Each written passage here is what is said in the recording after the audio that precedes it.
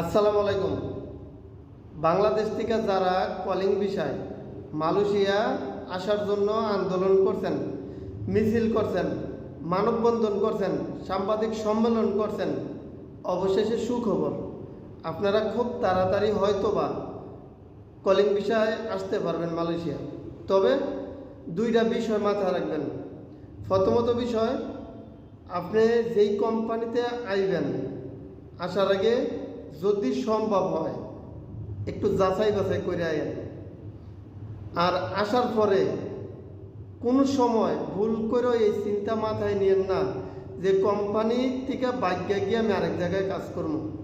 এরকম চিন্তা যদি আপনার থাকে তা আমি মনে করি আপনার আসার দরকার নেই। আপনার মাথায় যদি ওই রকম চিন্তা থাকে যে আমি কোম্পানিতে গেছি, আমার মামা খালু আছে, আমি বাইরে গিয়ে কাজ করবো, তাইলে ভাই আসার দরকার নাই। কারণ মালয়েশিয়ার আইন অনেক কঠিন বর্তমানে।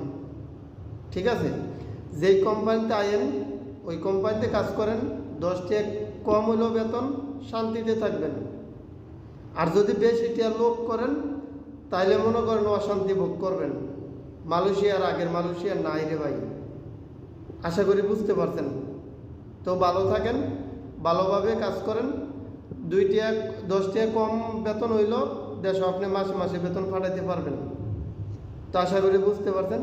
ভালো থাকবেন।